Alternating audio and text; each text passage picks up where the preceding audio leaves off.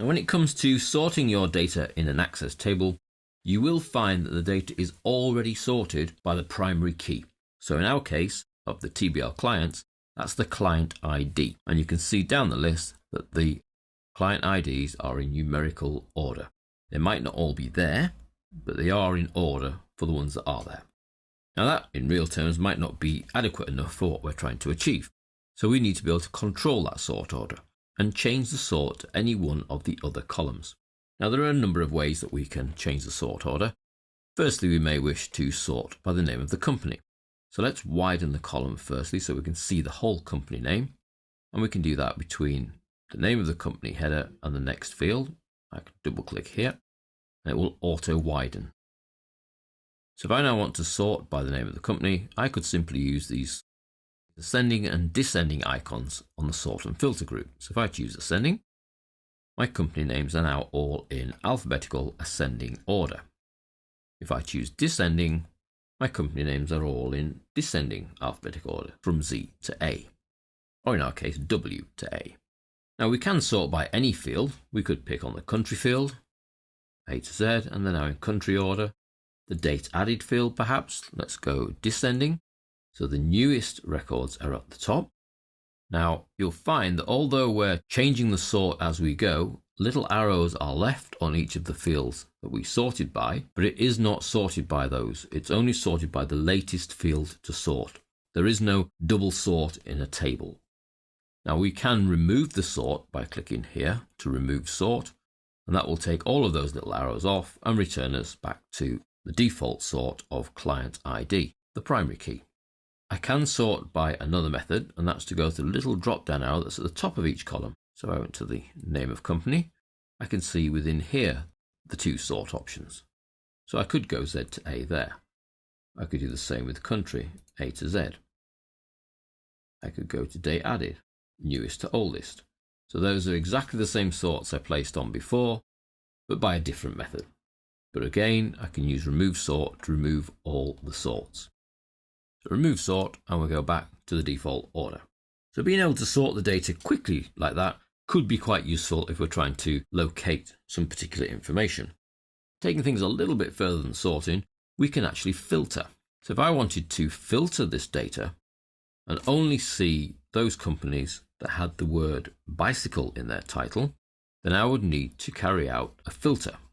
I need to know which field I'm working on, which is name of company. So I click the drop down, and I could come through and literally read each of the company names and decide which ones I wanted, which could be a slow job when there's a lot of data.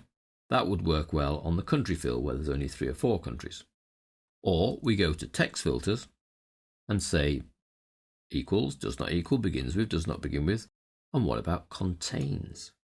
Contains the word bicycle, B-I-C-Y-C-L-E. Okay. And the filter is applied, and I now only see companies with the word bicycle. Now I know there's a filter in place because it says filtered down here in the navigation bar, and I know which field the filter is working on because there's a little filter icon on the top of it. What I don't know is the criteria for that filter. I would need to go back in and read that through the text filters and contains. Notice the ticks are in place so I know which filters are working. So it's a text filter and contains bicycle. Now, if I wanted to add a further filter in, for example, if I go to date added, again, I can pick from the list or go to date filters and choose, because we have a date option here, lots of date variations: tomorrow, today, yesterday, next week, this week, last week, next month, this month, last month, next year, this year, year to date, last year. Well, let's try last year. And we find there's actually no data because we've compounded. We still have to have bicycle in the company name, and in the date filters, it has to be last year. Well, that's none of them in our particular case. So I want to clear the filter from date added, and that brings me back to my 13 filtered companies with bicycle in the title. So if I want to filter between a date range, I would go date added, date filters, between the oldest date first, March the 1st, 2002.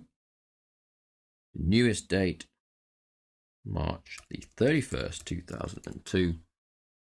Now I could have gone into the calendar to choose these dates, and even though I haven't gone into the calendar, it knows where they are in the calendar. You can see it's got it highlighted if I do go in subsequently. So that's my date range. Now I can see from my current data that's going to pull out at least 2, 3 records. Okay, and we see the 3 records. So the filters compound. They must have bicycle in their company name, and they must have been added in March 2002. I can turn either or filters off by simply going to its individual filter and say clearing the filter, and that will bring back all the companies except those that weren't added between the 1st of March 2002 and the 31st of March 2002. And I'm left with 43. So although you cannot sort by more than one column, you can filter by more than one column, and the results of those filters will then be compounded. So you could, if you filtered too much, end up with 0 records in your result.